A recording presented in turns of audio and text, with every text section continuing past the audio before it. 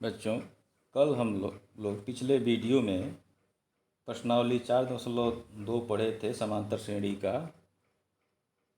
आज हम लोग प्रश्नावली 4.3 पढ़ेंगे।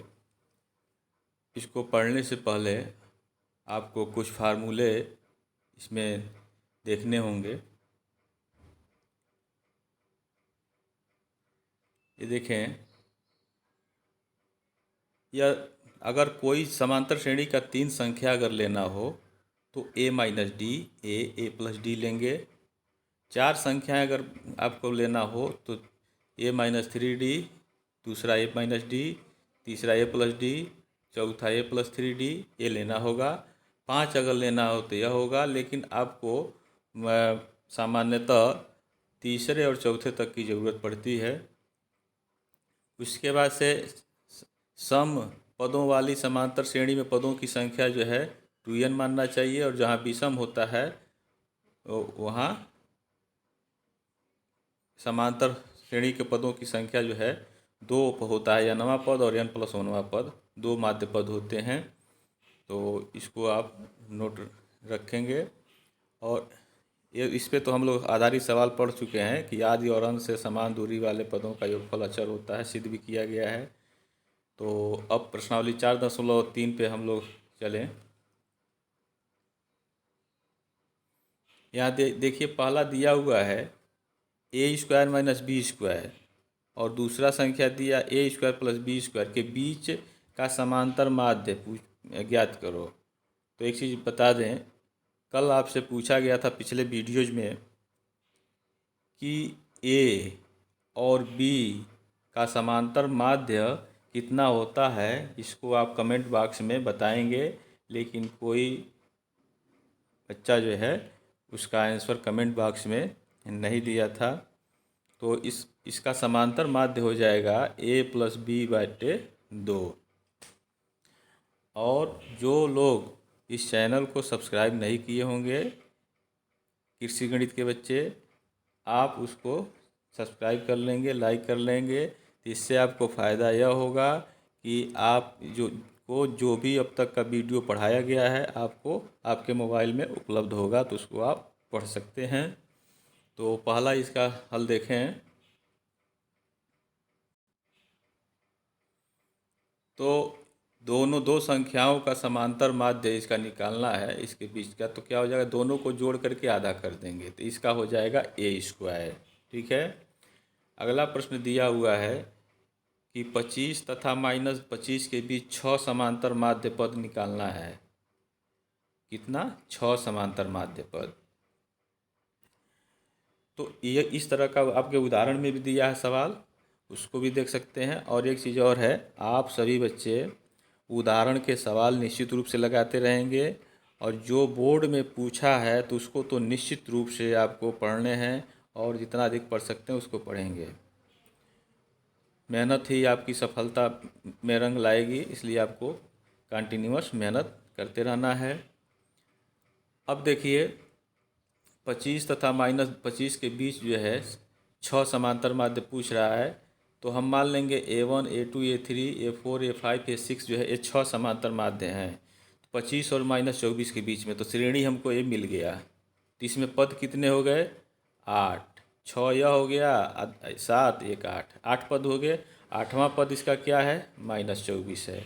तो n वां पद का फार्मूला लगाएंगे और 8वां पद निकालेंगे। तो 8वां पद क्या हो जाएगा? a plus n minus 1 into D. तो a की जगह 25 हो गया और n की जगह 8 हो गया। इस तरह से d का मान निकल गया। d का मान कितना आया? 7 आ गया। अब आप देखें, समांतर श्रेणी अगर कोई दिया गया है तो पहले पद में उसका सर्वांतर अगर जोड़ते जाते हैं तो दूसरा मिलेगा, दूसरे में फिर d जोड़ें तो तीसरा मिलेगा, तीसरे में d जोड़ें तो चौथा पद मिलेगा। तो वही प्रक्रिया यहाँ किया गया है। देखें, A1 हमको प्राप्त करना है तो 25 पहले पद में d जोड़ दिए तो 18 हो गया। फिर A2 हमको चाहिए तो A1 में d जोड़ दिया गया तो यह 11 हो गया। A3 हमको चाहिए तो A2 प्लस d करेंगे तो 4 हो जाएगा। फिर A4 हमको प्राप्त करना है तो A3 प्लस d, A5 चाहिए तो A4 प्लस d, और A6 चाहिए तो A5 प्लस d। तो इस तरह से हमारे 6 समांतर माध्य निकल गए। तो इसको आप नोट कर लें। इसी तरह से आप इसका तीसरा हल करेंगे, तीसरा चौथा भी करेंगे। ठीक, चौथा जो है दूसरे तरीके का दिया है, और जो पहला लगा दूसरा लगा है, दूसरे के तरह से आपका चौथा होगा, तीसरा होगा और चौथा होगा, तीसरा होगा चौथा होगा। ये तीसरा सवाल जो इम्पॉर्टेंट है पूछा है, आप इसको हल कर लेंगे। चौथा सवाल जो है देखें, यक्स और 3x के बीच यक्स समांतर माध्यों का योगफल ज्ञात करना है। तो जैसे यहाँ हमने प्राप्त क्या किया, 25 और -25 के बीच 6 समांतर माध्य निकाले थे। तो अब इसमें चौथे में क्या कह रहा है कि यक्स और 3x के बीच यक्स समांतर माध्य है, यक्स। तो जितने समांतर माध्य होंगे उनको जोड़ना है, उनका योगफल ज्ञात करना, वही पूछ रहा है। तो चौथे का आंसर देखें आप, चौथा दिया है तो यक्स तथा 3x के बीच जो है यक्स समांतर माध्य था, हम मान लेंगे, माना यक्स तथा 3x के बीच a1 a2 a3 और मान सकते हैं, एंड दिस वन कहाँ तक, ए यक्स समांतर माध्य पद हैं। तो श्रेणी हमारा क्या मिलेगा, ए यक्स, पहला पद यक्स हो जाएगा, दूसरा a1 a2 and this one A x, और लास्ट वाला पद क्या हो जाएगा, 3x। यहाँ जो है 3x दिया हुआ है तो 3x हो जाएगा। अब इसमें पदों की संख्या कितनी हो जाएगी, ये समांतर मध्य पद कितने हैं, यक्स हैं और 2 इधर हैं, तो x+2 पद हुए। तो nवां पद का फार्मूला यह होगा, तो ये x+2वां पद निकालेंगे तो x plus a plus n-1 into D होता है। तो n की जगह x+2 रख देंगे, और इस तरह से आपका ये 3x x पक्षांतर हो जाएगा, तो 3x माइनस x यानी 2x हो जाएगा। डी का मान यहाँ से हम निकाल लेंगे। देखें, यहाँ से हमने डी का मान निकाल लिया, 2x बट्टे x+1 हो गया। अब a1 हमको निकालना है, तो a में क्या करेंगे, d जोड़ देंगे तो यह मिल जाएगा। ठीक है, फिर दूसरा समांतर माध्य निकालना है, तो हम a1 में d जोड़ें या a+2d करें, बात एक ही हुआ। तो देखें, ये आसान तरीका आपके लिए है। दूसरा मध्य पद निकालना है तो a+2d, तीसरा निकालना होगा तो a+3d, इस तरह से आप याद रख लेंगे। तो दूसरा हमको चाहिए तो a+2d हो जाएगा, यानी a का मान x है, 2 गुणे d का मान रख दिए, इसको हल किए हो गया। इसी तरह से a3 a4 निकालेंगे, कहाँ तक निकालेंगे, x तक निकालेंगे। तो ax जो है समांतर माध्य पद क्या होगा, a प्लस xd, नवा मध्य समांतर माध्य a प्लस एन डी, तो n की जगह x लिखा गया है, तो a का मान रख दिए, x है और d का मान रख दिए, इसको हल किए, यह हो गया। अब समांतर माध्यों से बनी श्रेणी, अब हम जो समांतर माध्य a1 से लेकर के ax है, उससे श्रेणी कौन सा बना, उससे श्रेणी आपका यह बन गया है, a1 a2 and this one ax।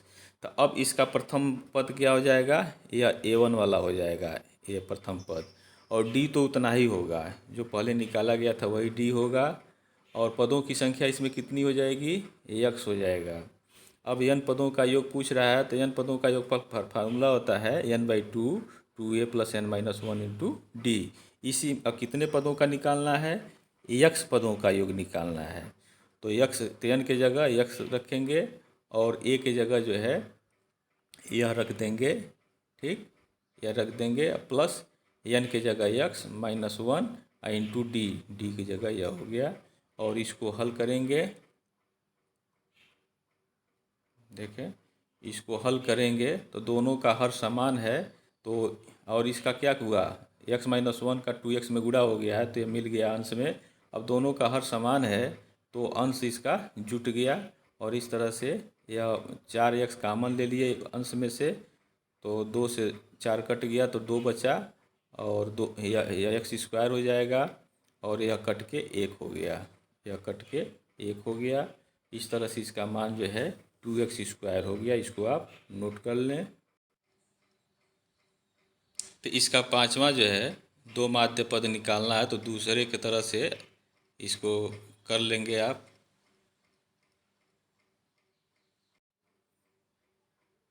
इसका छठा क्वेश्चन देखें। यह समांतर श्रेणी में तीन संख्याओं का योग 111 है और सबसे बड़ी और सबसे छोटी संख्याओं के वर्गों का अंतर, ये आपके किताब में 1726 है जो कि गलत है, ये गलत छपा है। ये 1776 होगा, इसको आप बना लेंगे 1776 1776। तो वो तीनों संख्याएं आप बताइए। तो हमने बताया कि तीन संख्याएं अगर आपको मानना हो समांतर श्रेणी में तो मानेंगे क्या, a माइनस डी पहला संख्या, दूसरा जो है d और तीसरा जो है a प्लस डी, इसको मानेंगे। तो छठे का हल देखें। माना समांतर श्रेणी का प्रथम पद a और सार्वधातुक d है, तो तीन संख्याएं हमारा क्या हो जाएगा, पहला हो जाएगा a माइनस डी, दूसरा d, तीसरा a प्लस डी। अब प्रथम शर्त के अनुसार क्या दिया, तीनों संख्याओं का योग, तो तीनों को जोड़ेंगे तो इस कितने के बराबर होगा, 111 के बराबर होगा। d से d कट जाएगा, 3a बराबर इतना होगा, a का मान 37 निकल जाएगा। इसको आप नोट कर लें। पुनः दूसरे शर्त के अनुसार क्या कह रहा है कि बड़ी संख्या का वर्ग में से छोटी संख्या के वर्ग को घटाते हैं तो 1776 मान आता है। तो बड़ी संख्या क्या है, a प्लस डी है, उसका वर्ग हो गया। छोटी संख्या जो पहली संख्या वही होगी a माइनस डी, इसका वर्ग कर दिए और ये 1776 के बराबर हो गया। अब देखें, आप जानते हैं कि a plus B into A minus B हो तो a स्क्वायर क्या होता है, जैसे A square minus B square हो तो एक कोष्टक में जोड़ देते हैं, दूसरे में उसको घटा देते हैं। तो उसी तरह से इसको हम करेंगे, ए के जगह ए प्लस डी है, बी की जगह ए माइनस डी है, तो पहले में जोड़ दिए, दूसरे में घटा दिए, तो मिल गया क्या, 4AD। 4AD बराबर 1776।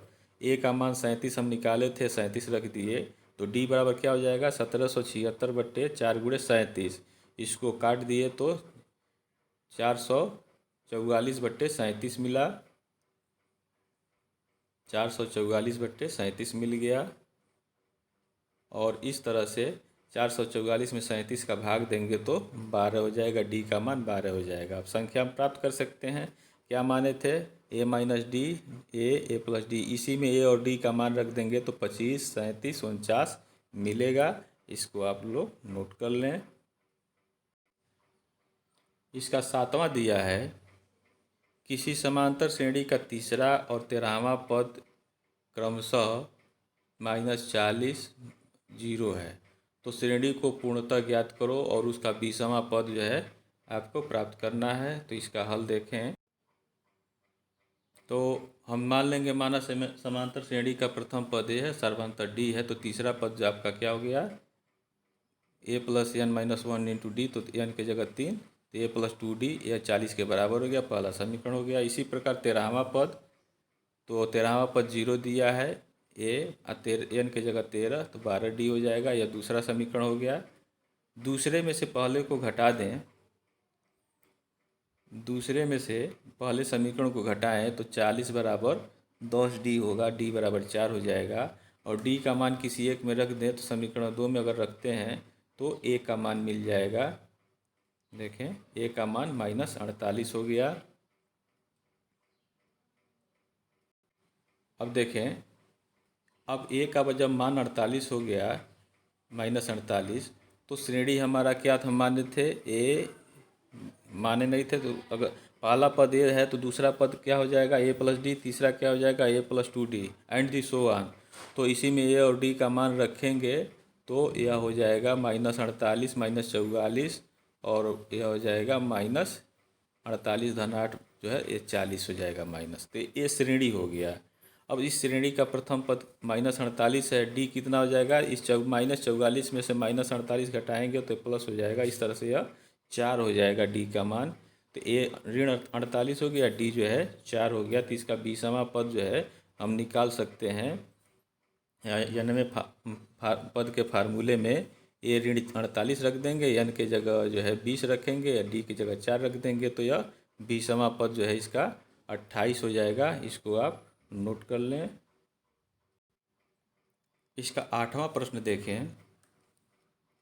कह रहा कि चार संख्याओं का योग 28 है। तो चार संख्याओं का योग 28 है, तो और पहले और तीसरे के गुणनफल तथा दूसरे और चौथे के गुणनफल में 8 संबंधे 15 का अनुपात है, संख्याएं ज्ञात कीजिए।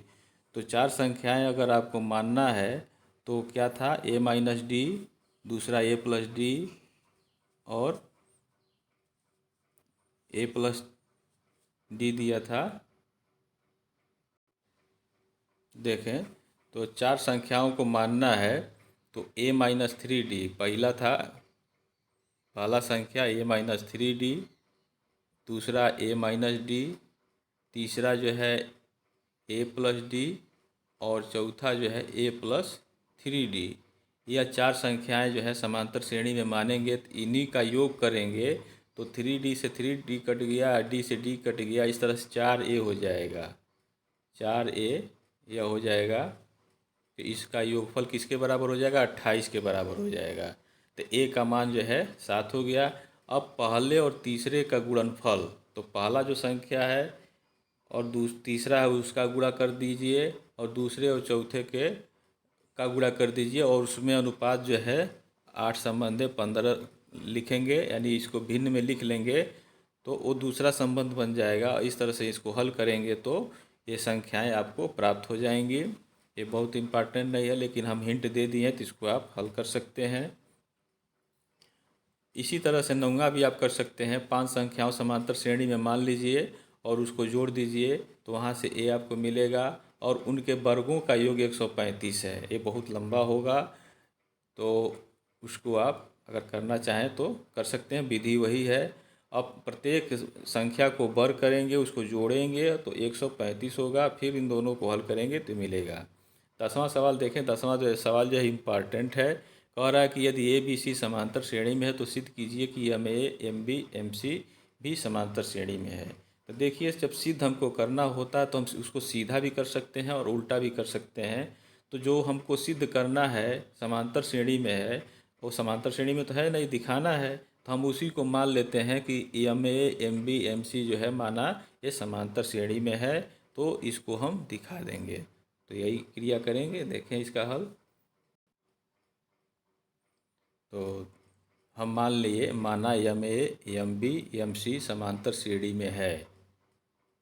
ठीक, अगर ये समांतर श्रेणी में है तो इसका माध्य जो है, समांतर माध्य क्या होगा, एम बी के बराबर होगा। तो एम बी बराबर पहला पद और दूसरे पद को जोड़ के आधा कर देंगे। अब देखें दोनों तरफ एम जो है कट गया तो क्या मिल गया, बी ए प्लस सी बट्टे 2। अगर बी जो है ए प्लस सी बट्टे का आधा होता है तो यह किस में होगा, ए बी सी समांतर श्रेणी में होगा। यह सिद्ध हो गया। तो इसको आप लोग नोट कर लीजिए। अब इसके बाद जो है इस प्रश्नावली का शेष प्रश्न जो है हम लोग अगले वीडियोज में पढ़ेंगे। Thank you very much.